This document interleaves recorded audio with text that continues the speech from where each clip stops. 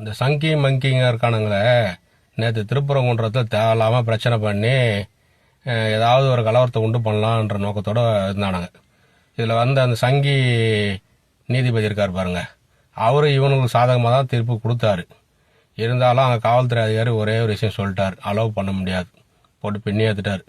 Allow பண்ண முடியாதுங்க, நாங்கள் அதுக்கான என்ன பிரச்சனை வந்து நாங்கள் பார்த்துக்குறோம் அப்படின்னு சொல்லிட்டு இவங்களை அலோவ் பண்ண விடாமல் துரத்தி அடிச்சிட்டாரு.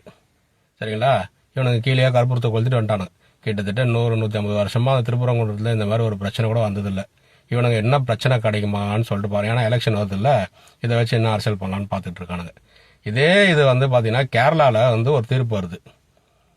என்ன தீர்ப்பு வந்துச்சு? சபரிமலை கோயிலுக்கு வந்து எல்லாரும் ஆண் பெண் எல்லாரும் போகலாம் அப்படின்னு சொல்லிட்டு வரும்போது அன்னைக்கு வந்து பார்த்தீங்கன்னா அமித்ஷா என்ன தெரியுமா சொன்னார்? ஐயோ இதெல்லாம் வந்து தப்புங்க, நடைமுறையில் இருக்கிறத வந்து மாற்றக்கூடாதுங்க அப்படின்னு சொல்லிட்டு இதே தீர்ப்புக்கு அமித்ஷா வந்து அன்னைக்கு கருத்து சொன்னார். எப்படி சொன்னார்? நடைமுறையில் இருக்கிறத மாற்றக்கூடாது, நீங்கள் அந்த தீர்ப்புலாம் வந்து எடுத்துக்கூடாது, மக்களோட மனசை புண்படுத்தும் இது அப்படின்னு அணி சொன்னார். சபரிமலை தீர்ப்புக்கு உங்களால் வந்து அது சொல்ல முடியும்.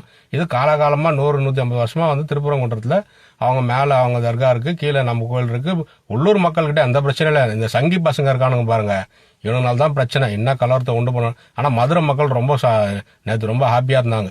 எதுக்குன்னா இவனுங்களை மேலே விடாமல் துரத்தி அடிச்சதுக்கு மதுரை மக்கள் ரொம்ப ஹாப்பியாக இருந்தாங்க. நேற்று திருப்பரங்குன்றம் அந்த சைடு மக்கள் எல்லாம் ரொம்ப ஹாப்பியாக இருந்தாங்க. இந்த சங்கி பசங்க மேலே அடி வாங்கணும். இந்த சங்கி நீதிபதி முதல்ல வந்து அவரை தூக்கிறதுக்கு ஒரு வழியை பார்க்கணும். மேலே வந்து ஜனாதிபதி கிட்ட முறையீடு பண்ணியோ இல்லை வந்து உச்சநீதிமன்ற நீதிபதி கிட்ட பண்ணு. அதுக்கு திமுக வந்து அதுக்கான ஒரு வழக்கு தொடர்ந்து இருக்கு. அது நல்ல தீர்ப்பு வரும் எதிர்பார்ப்போம். நன்றி.